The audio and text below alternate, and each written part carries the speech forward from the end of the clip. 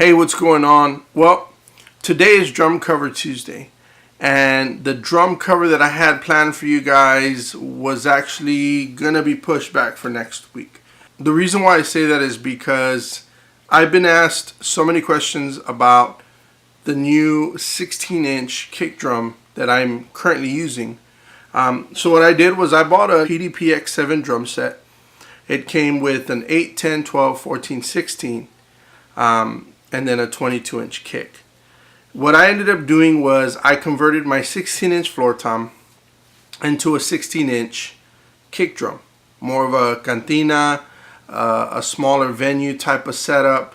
And not only that, but more for setting up and breaking down. A 22 is an amazing sound, but when it comes to venue locations, the stage, sharing the stage with other bandmates, you want to make sure that you want to leave room for other guys. I try not to set up so much equipment just for the fact that I know how it's going to end up at the end of the night with everything being pushed back so that everybody else can get in. Well, so what I did was I sent that 16-inch to 7 drums, custom drums, here in San Antonio, Texas, with Ricky Reyes, who hooked it up really well. He was able to hook up the lugs, the claws, the tension rods. We went from this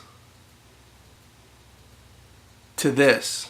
And to be honest with you, it has the look, the feel, the sound of an actual kick drum. Now, mind you, a 22 is going to give you a bigger sound.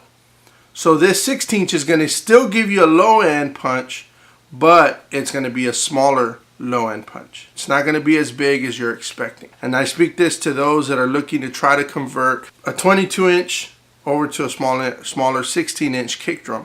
You're not going to have the same feeling. So what I ended up doing was I went with the EMAD system. I went with the EMAD as a beater head, and then I went with the white resonant Evans, and of course went with wooden maple hoops. Again, Ricky Reyes, 7 custom drums. They hooked it up really well. They went in, they redid the lugs all the way around. They put in different tension rods. They put in the claws, 2 wooden maple 16-inch hoops. And then, of course, once everything was put together, that was it. So, all that to say that many of y'all have asked, what does it sound like? You know, we're looking also to go smaller because of the venues. It just takes too long to set up and break down. But then when you go to a 16-inch, it still has a good punch. It's just not as big as expected because, of course, the drum is a lot smaller than a 22. But in reality, I honestly love the way it sounds. So today's drum cover is going to be a live recorded video that my wife took on her cell phone, which is the best way to get the audio, because many people have asked, what does the 16-inch sound like?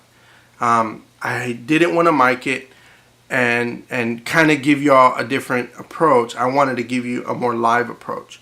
So even though it is mic'd, you could still hear the live sound coming from the kick drum itself. So today's drum cover is going to be from the Cuevas project. And I want to throw a big shout out to Ricky Reyes and the team at 7 Drums Customs. They did an amazing job hooking up the floor tom into the new 16-inch cantina / I would say similar to the breakbeat kick drum from Questlove. And I don't want to take much time explaining. I'd rather let you guys hear it for yourselves. Again, Drum Cover Tuesday is going to be pushed for next week, but I'm going to give you guys a good song this week. More pocket, more feeling, but at the same time to focus more on the tone of the 16-inch kick drum. Thanks again, 7 Custom Drums, the Cuevas project, and everybody that was involved in that night's events. To my wife, thank you so much for recording it. Again, enjoy the video.